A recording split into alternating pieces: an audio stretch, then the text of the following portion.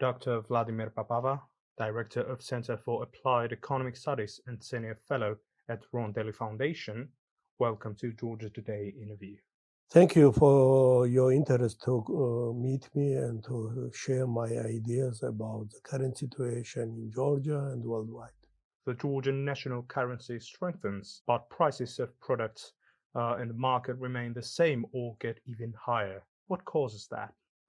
We have to start from COVID-19 pandemic because it was a pandemic and nobody predicts that it's appear and nobody know how to deal with pandemic. The decision of many governments, of national governments, was to lock down of different business companies in different sectors of economy. And it's resulted disruption of global supply chains. And when you have reduction of supply, it means that prices will grow up. And as a result, we have high inflation. After the war in Ukraine, Russia's war in Ukraine, and later we know that special economic sanctions were adopted by Western countries, the process of disruption of global chains of supply was continued. Because now, because of war and economic sanctions, they cannot participate in global chains of supply. So that's why problem of high inflation is a general problem and is a problem for all countries, started from the United States and other countries. We have a high level of inflation. For example, in 2021, which was a good year, economically was a good year for Georgia because economic growth was 10.4%, but inflation was 13.9%. Which means that inflation was higher than economic growth.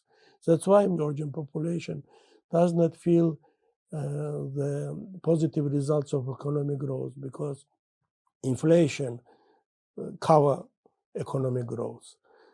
And it is not a situation only in Georgia, it's a situation in many countries. While most countries struggle economically, Georgia has double-digit economic growth.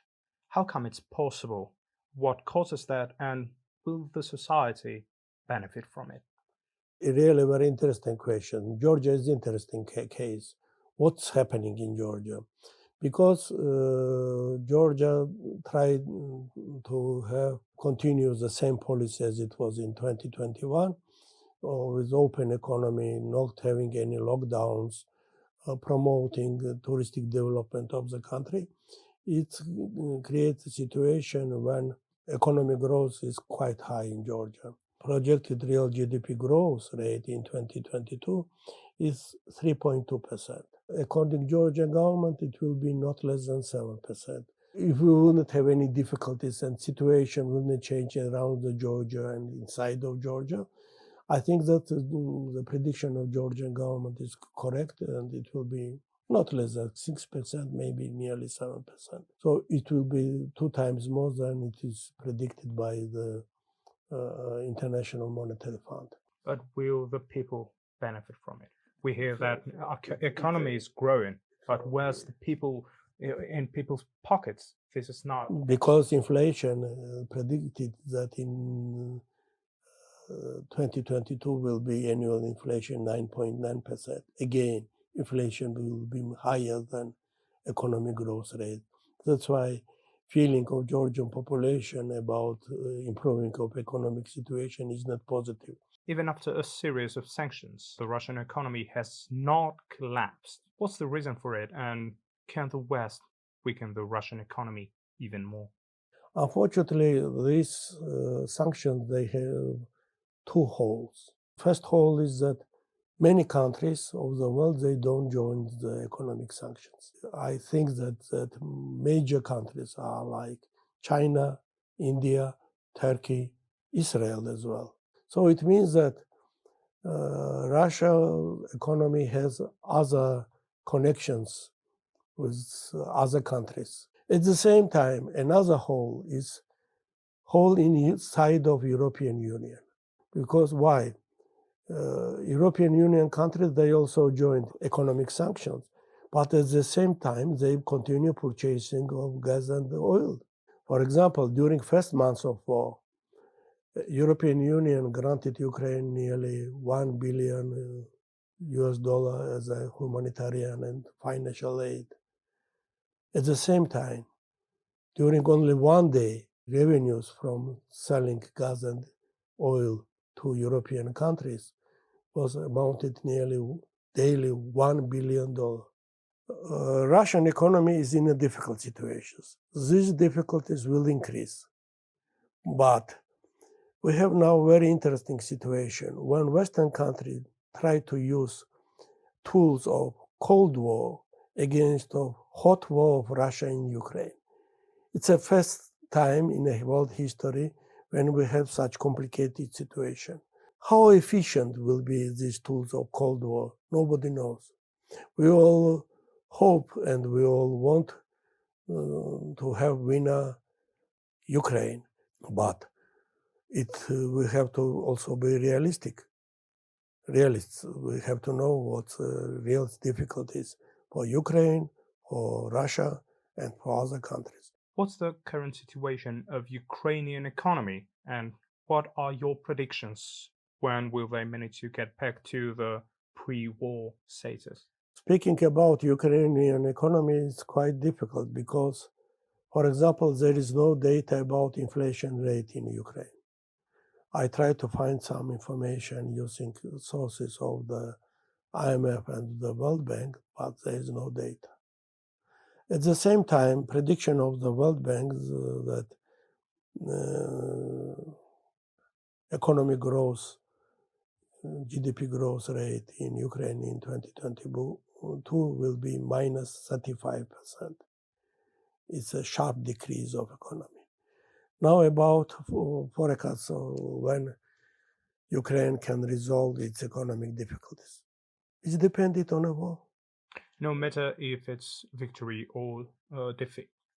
First of all, I am sure that it will be victory. I don't want to consider any other situation. If it will be any other situation, it will be much worse, not only for Ukraine, for Europe, for the world, and for Georgia as well.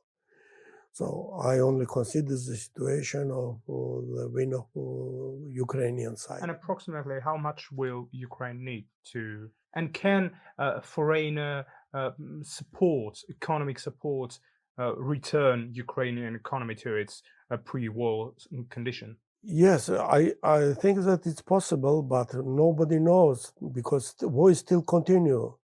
Destruction of Ukrainians' infrastructure is continue. Nobody knows how much time it will continue. And that's why any predictions, how much money will need Ukrainian economy for recovery, nobody knows. Along with Ukraine, Europe struggles as well. Is it only because of war? And will we see an even worse scenario than it was in 2008? So it's a really very interesting question because in 2008 it was a global financial and economic crisis, 2008, 2009. But it was generated purely in economy. Now the crisis we have in current situation, economic crisis, is not generated in economy. It was generated outside of economy. COVID-19 pandemic, it was the first, then it was transformed in war, later in economic sanctions. So all these factors is outside of economy. I think that current situation is much worse than it was in global financial and economic crisis because in 2009 and 2008, 2009, during this crisis, economies know how to deal with crisis. I want to tell you that globally, the world faced not only the war of Russia war in Ukraine, there are simultaneously happening two other wars, global wars. Oil war started from Russia, and it included not only oil problem related with oil, but with gas as well. And another is a food war. Before the Russia's war in Ukraine and Russia totally exported 25% of total world export of wheat. Now, Ukraine seriously has a problem, and with a serious intervention of Turkish President Mr. Erdogan and the General Secretary Secretary of United Nations. They managed to resolve this problem for Ukrainian ships to leave Ukrainian ports. But it's a current resolving the problem, but not in general. Dr. Vladimir Papava, it was my pleasure. It was truly very interesting interview. Thank you so much. Thank you for coming for this interview.